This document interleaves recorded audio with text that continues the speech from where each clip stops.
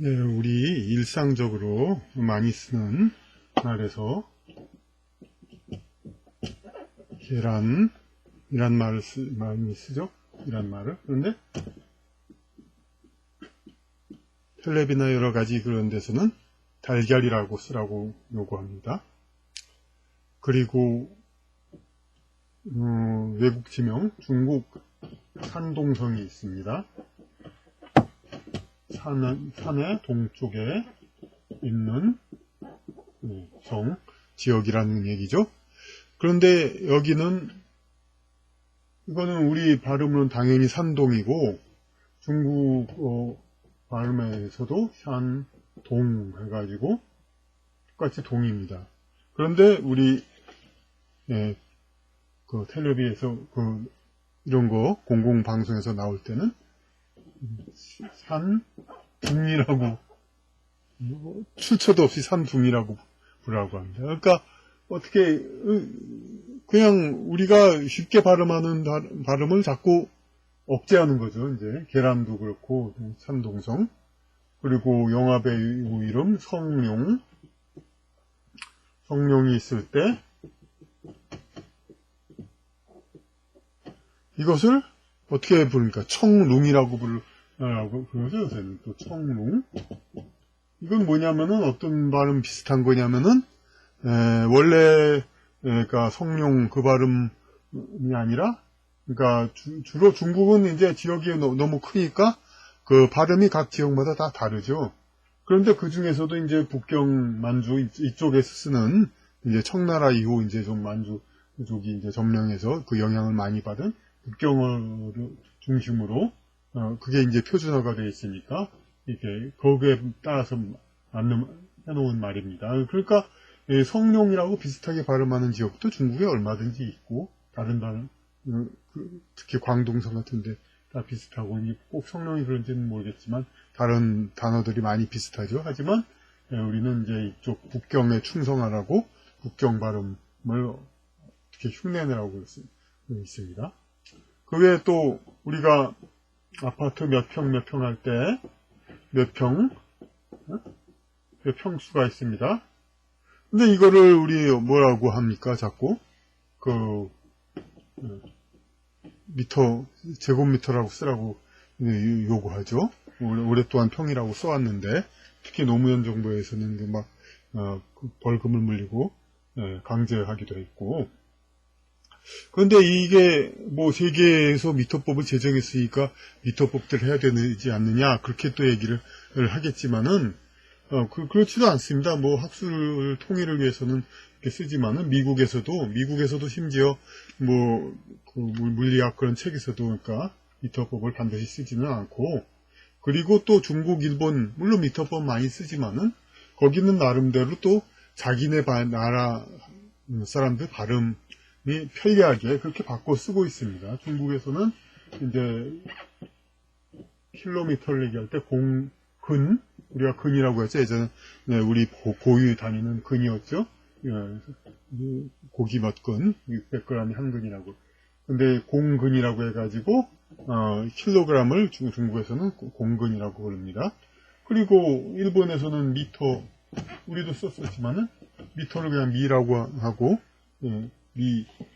근데 우리는 계속 미터, 킬로그램 이렇게 혀를 굴려서 발음을 하도록 요구받고 있죠.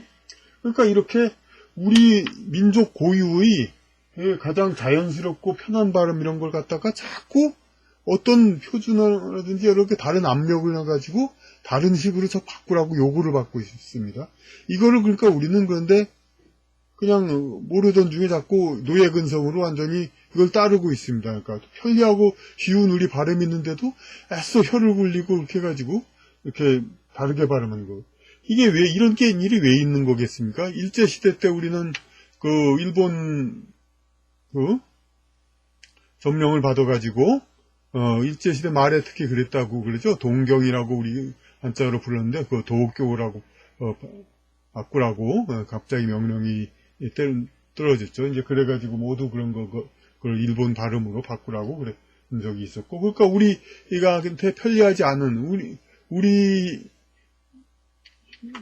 국민 대다수의 편안한 발음과는 다른 언어. 우리 일제시대 때는 우리나라가 일본의 지배를 받고 있기 때문에 비록 우리나라 내에서 쓰는 말이라 하더라도 일본의 명령에 의해서 일본 기준에 맞는 발음을 이렇게 따라 해야 되겠습니다. 그런데 이제 우리나라가 자주 독립했으니까 우리 민족이 편리하게 생각하는, 편리하게 활용하는 그런 언어를 사용하는 것이 마땅함에도 불구하고 이상하게도 언어를 우리 민족이 대다수가 사용하는 언어하고는 다른 것을 자꾸 표준어로 이제 요구하고 있습니다. 이렇게. 그런 건 뭐냐면 결국 우리나라는 지금 우리 민족, 그러니까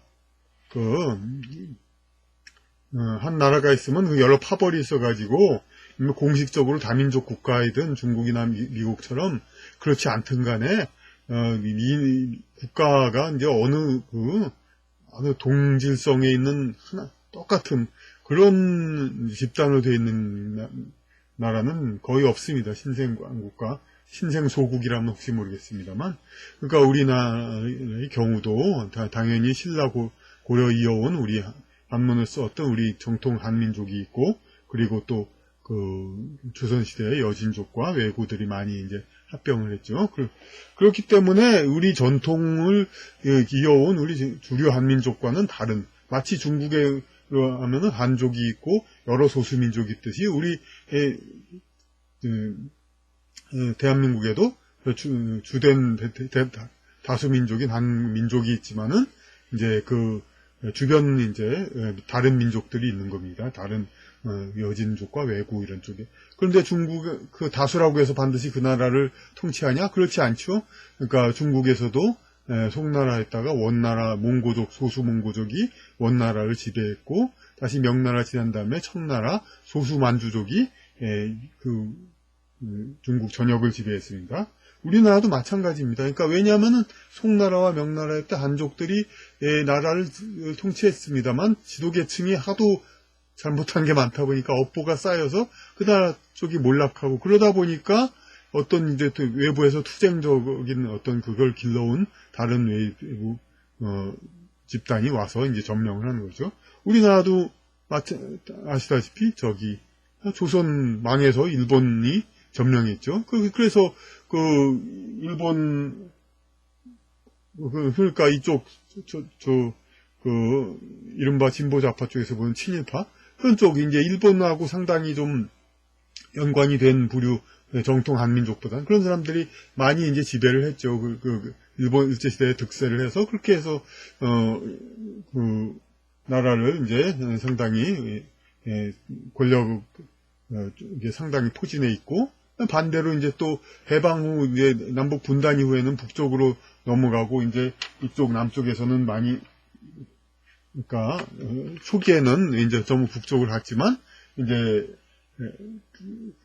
그러다가 이제 결국엔 남한에서도 이제 진보 정권이 세웠죠. 그 뿌리는 어떻게 됩니까? 그러니까 북한과 이제 되도록 친화하려는 그쪽은 이제 여진 그쪽 뿌리가 이제 좀 많이 영향이 있다 할 수 있죠. 그러니까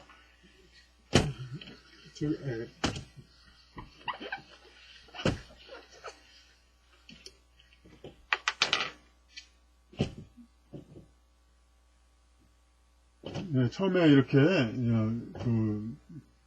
일본과 가까운 그런 종족이 많이 이제 득세를 하다가 이제 세월이 지나다 보니까 이제 다시 처음에는 이제 탄압을 당했죠. 이쪽 이제 종족들은. 그랬지만은 이제 조정로의 태백산맥에도 나오듯이 한 세대가 지나면 다시 일어나죠. 그래가지고 다시 일어나가지고 지금은 이제 광주 사태 이후로 그러니까 이쪽 민족도 이제 나라를 이제 다스리고 있죠. 근데 그런데 이 여진족과 외구 이쪽은 이제 독하게 이제 몇백 년을 지내왔죠. 그러고 또 업보도 있기 때문에 그동안 이제 당해왔으니까 다시 올라가는 그런 게 있기 때문에 상당히 이렇게 중국의 만주족이나 몽고족이 지배한 것처럼 이렇게 강세가 되어 있는 겁니다. 근데 우리나라 경우는 특이하게 또 이렇게 양쪽 비주류 세력이 돼 양쪽 비주류 세력이 이렇게 권력을 많이 갖고 있죠. 그런데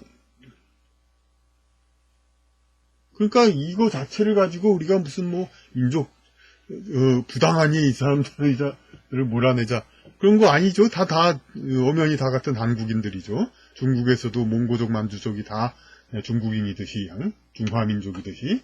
예. 그런데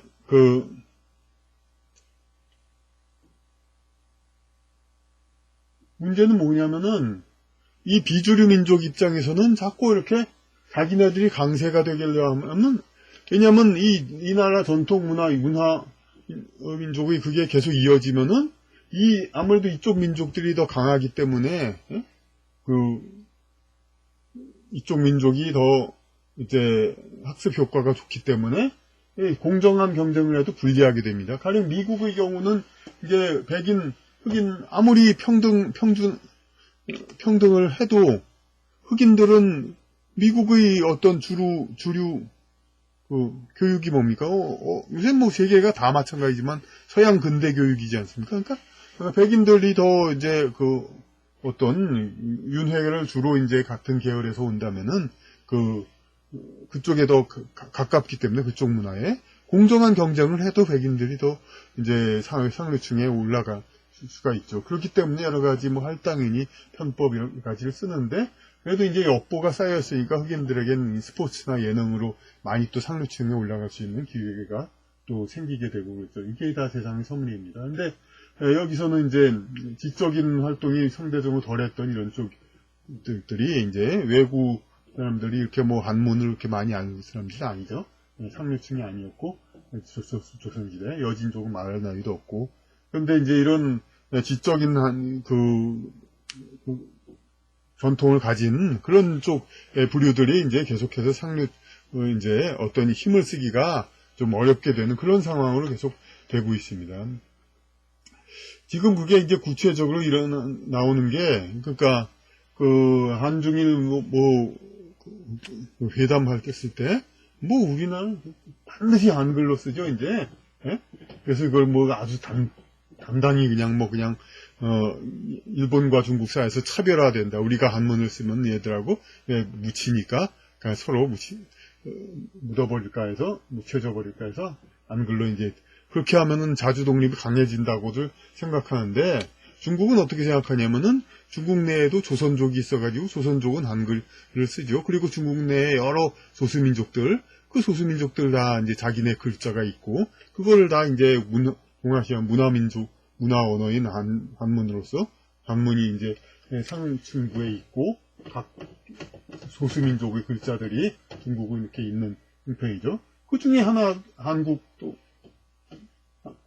그 아래에 있는 거죠. 그러니까 중국에서 생각하기에는 한국은 이제 중국의 일부 좀 소수민족의 나라다 이런 생각을 갖고 있죠. 근데 그것은 사실이 아니죠. 우리는 이제 엄연히 신라 고려 조선시대까지 다 한문을 위주로 중국과 대등하게 있었던 문화민족이고 이렇게 차별화를 한다. 마사이족이라든지 중국 소수민족 이런 민족의 차별화를 한다고 해서 민족이 독립하고 국가로서 지탱합니까? 그렇지 않죠. 인류의 이게 정신적 최고 개념을 보유한 그러한 민족이 이제 그러한 민족이 세계사에서 주류가 될 수 있습니다. 그러니까 인간의 문화가 이렇게 여러 가지가 있는데 그 최고 개념을 가지고 있는 민족들이 이렇게 세계사의 주류가 되는 것이고 아무리 개성이 강하고 특이해도 그 문화 자체가 단순한 그런 민족들은 그 휘하 아래에 있는 세계사의 어떤 이제 주체적인 민족이 되지가 못합니다. 이것은 제가 먼저 얘기한 게 아니라 사상가 헤겔이 먼저 얘기했던 것이죠.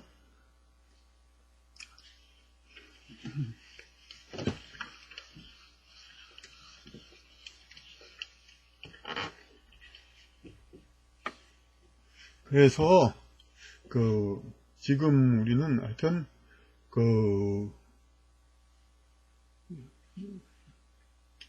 나라가 이제 아무리 독립 쪽을 한다 하더라도 형식적으로 독립을 하더라도 민족 정신 이게 계속 뿌리 내린 민족 정신이 계속 지키고 이어져야 그게 진정한 독립이지 이것이 바뀌고 이런다는 것은 그러면 진정한 독립이 아니고 민족이 멸망하는 것이죠. 이제 중국에 물론 이제 원나라 청나라 때 소수민족이 지배를 해가지고 그때도 원나라 때도 이제 몽고 문자가 공중 문자였고 한자는 그 아래 비공식적으로 그러니까 쓰였죠. 마치 우리나라에서 지금 한글이 공식 언어고 한자는 이제 비공식 그렇게 취급받고 있듯이 그렇지만은 이제 그렇다 하더라도 그 중국의 소위 그 원나라에서 그거는 워낙 약했고 공중 일부에서만 쓰였고 그 문화는 그대로 지켜져 왔기 때문에 이제 계속 이어져 왔던 것이고 그리고 중국의 원나라와 청나라는 이제 자기네 스스로가 어쨌든 지배를 했던 민족이 소수민족이었습니다. 그래가지고 물론 이제 소수민족 자기네들의 힘이 겨워가지고 강요라든지 여러 가지 나라를 운영하는 데는 한족의 도움을 받을 수밖에 없고 그리고 한족 문화를 계속 사용할 수밖에 없었죠. 그러다가 이제 뭐 그렇게 금방망한 것도 아니지만 어쨌든 간에 그런 모순이 쌓이다 보니까 이제 멸망한 것이고 뭐 이 원나라의 경우는 좀 일찍 망했죠. 그런데 이 한국의 경우는 이제 소수민족 지배가 있는데 이들 자체 문화가는 뭐 중국의 그 몽고 만주족 그 이상으로 빈약하죠. 이제 그 대신 그런데 뭐냐면은 이들은 이제 외세를 이제 타고서 마치 그 이문열 작가의 그 우리가 행복해지기까지 소설에도 나와 있듯이 그러니까 외특이 거기서는 되놈 특이 그들이 양특이하고 같이 어울려 가지고 이 나라를 먹는다 그런 말이 있는데 그와 마찬가지로 그 여진족과 세력과 토착 외부 세력이들이 그들 자체 세력으로 물론 한국이란 나라를 이 나라의 전체를 이제 체질을 바뀌고 그렇게 하기는 힘에 부치지만은 세계화 그런 명목으로 이제 영어권화로 이 나라를 바꾸니까 그 사람들 그 민족들 그 소수민족들 종족 입장에서는 그게 유리합니다. 왜냐하면은 한국의 이제 한국민족 전통 지식 문화가 계속 힘을 가지고 있다면은 그 정통의 한국 민족을 정신을 이어받은 사람들보다 그 사람들이 불리하죠. 여진족과 외구들이 아무래도 그 가지고 있는 정신적 자산이 부족하니까. 그런데 이제 리셋 아주 평준돼 가지고 이 나라가 서양 문화권으로 되면은 여진족과 외구 사람들도 이제 똑같이 이제 경쟁하고 이길 수 있게 되니까 그들 입장에서 이 나라의 민족 정신이 사라지는 것이 더 유리하죠. 그러니까 이제 그 중국의 몽고 만주족처럼 이제 도저히 자기네 나라 문화로 뒤엎어 버릴 수는 없으니까 한족 문화를 같이 유지하면서 자기네 문화가 비록 상층부에 있었지만은 그렇게 유지하다가 이제 망하고 끝난 경우가 아니라 우리의 경우는 이 소수민족들이 이 나라를 정통 민족 문화를 이제 위에 올라앉은 것까지는 좋은데 자체적 문화가 없다 보니까 그냥 이제 결국은 왜 더 강한 우리 동양 전통 문화보다도 오히려 더 경쟁력이 강하다고 근세사에 이미 검증이 된 서양 문화 위주로 그렇게 이 나라를 탈바꿈 하는 거죠. 그래서 자기들이 상대적 이제로 유리함을 계속 가지고 불리함이 없도록 하게 한 거죠. 근데 이러다 보면은 완전히 이제 민족 정신은 망하게 되는 거죠. 사라지게 되고. 그러니까 이것은 단지 뭐 어떤 나라 안에 파벌을 주장하자는 게 아니라, 그러니까 정말로 한민족 정신을 가진 사람들 정신을 차려가지고, 그러니까 뭐 높은 지위라든지 혜택 같은 건 여진족과 외부 후손들이 마음대로 가지라고 하십시오. 상대적으로 뭐 우리나라에 다 선진국 되니까 뭐 상류층 안 돼도 살만은 다 합니다. 그러니까 그 사람들 가지라고 하고, 그렇다 하더라도 이 나라 민족 문화 이런 거가 이렇게 자꾸 그들에 의해서 자꾸 말살되고, 지금 뭐 주도하는 데가 기업들이 많이 주도하고 있지 않습니까?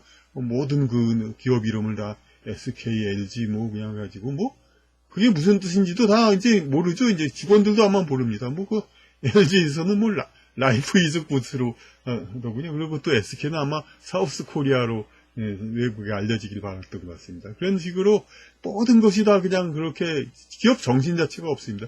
기아 자동차, 기아라는 무슨, 아시아가 일어선다라는 그런 나름대로 기업 정신이 다 있는 건데, 선경, 뭐, 라키, 금성, 뭐 이런 거 다, 자기네 나라의 기업 정신이 있는 건데, 이거 다 말살한 거잖아요. 그러니까, 다 말살하고, 그러니까, 기업이, 그 정신이 하나하나 사라지는 거죠. 기아 같은데, 기업 정신을, KIA라고 불러달라고 또 기아에서도 그러죠. 이러니까 결국은 우리 대한민국도 나중에는 뭐 SK라고 부르게 되겠죠. 이제 그런 식으로 민족 정신이 사라지게 되는 상태이니까, 하여튼 좀 이제까지와는 다른 관점에서 우리 문화와 그 정치권의 좌우 대립이라든지 나라 갈등 이런 거를 다른 관점에서 더 늦기 전에 봐야 하겠습니다. 굳혀서 우리는 보고 분석을 해야 되겠습니다.